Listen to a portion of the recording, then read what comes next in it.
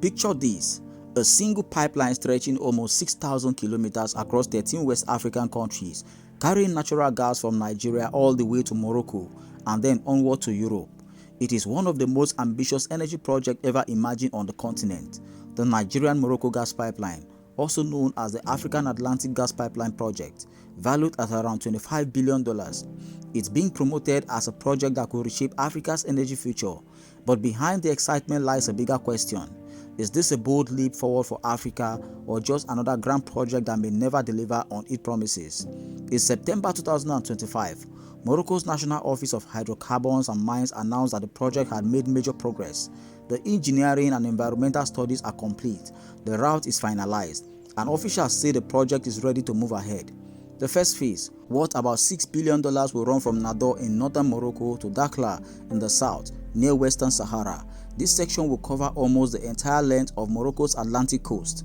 The broader project, however, still awaits final approval from ECOWAS leaders. If completed, it will become the longest offshore pipeline in the world, with a target completion date of 2046, a reflection of just how massive and complex this venture is. The idea is not entirely new. Back in the 1980s, Nigeria and Algeria planned a trans-Saharan gas pipeline to connect Nigerian gas to Europe through Niger and Algeria.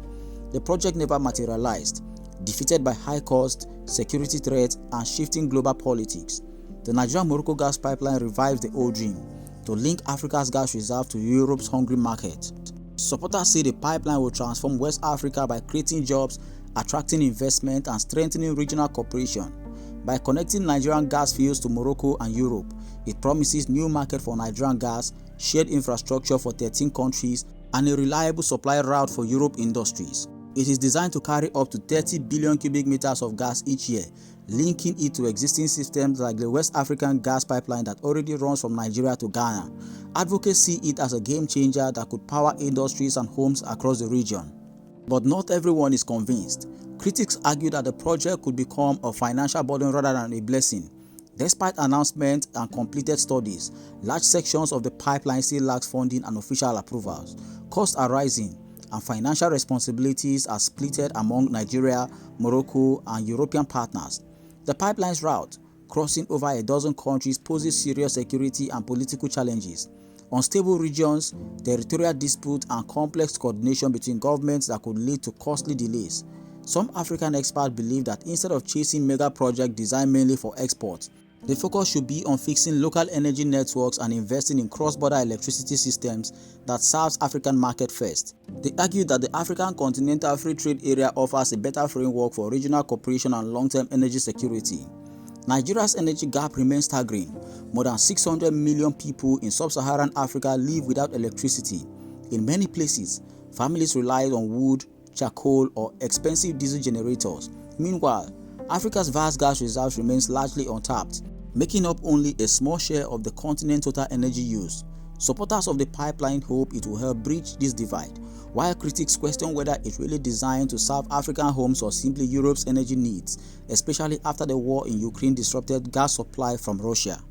Environmentalists also warn that the project could cause serious harm to coastal ecosystems, farmlands, and communities. Methane leaks, corrosion, and pipeline damage could devastate livelihoods that depend on fishing and farming. Nigeria and Morocco are both members of the Paris Climate Agreement, yet the project reinforces fossil fuel dependency rather than clean energy development. Many local communities, still suffering from the past oil and gas pollution, fear history will repeat itself. Civil groups are demanding full environmental assessment and proper consultation, arguing that people living along the route are being ignored. Some NGOs have even labeled the project the wounding of Africa, saying it mainly benefits foreign interests while leaving local communities behind. They warn that profit will flow to multinational corporations and export industries, not to the African household, most in need of power.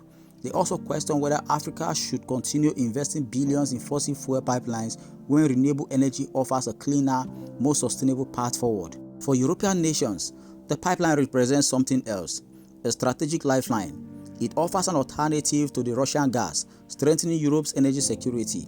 But this also revives uncomfortable comparisons to colonial times, when Africa's resources were extracted and shipped abroad while local people saw little benefit. Critics say the Nigerian-Morocco gas pipeline continues in that pattern. Africa takes the risk and cost, while Europe reaps the reward. One of the most sensitive issues lies in Western Sahara, a disputed territory through which part of the pipeline is set to pass. Morocco claims sovereignty over the region, but the Sahrawi people, represented by the Polisario Front, continue to fight for independence. Routing the pipeline through this territory is not just a technical matter, it is a political statement that could inflame tension and undermine Sahrawi claims. The region remains volatile, and the pipeline could become a target for sabotage or protest. Running Africa's biggest energy project through such a contested area raises serious ethical and security concerns. It could strengthen Morocco's hold over Western Sahara and expose the pipeline to political violence or diplomatic fallout. If completed, the Nigeria-Morocco gas pipeline could reshape Africa's energy landscape. Morocco would emerge as a regional hub, Nigeria's influence would grow, and Europe would deepen its ties with West Africa. Optimists envision an integrated regional energy market and stronger economic cooperations, but others fear it will become another story of missed opportunity, a project that drains resources, benefits outsiders, and leaves African communities still waiting for light in the dark. In the end, the Nigeria-Morocco gas pipeline is more than steel and gas. It is a test of Africa's priorities, leadership, and vision. Will it bring power to African homes and industries, or will it once again send Africa's wealth flowing north, leaving the continent people behind?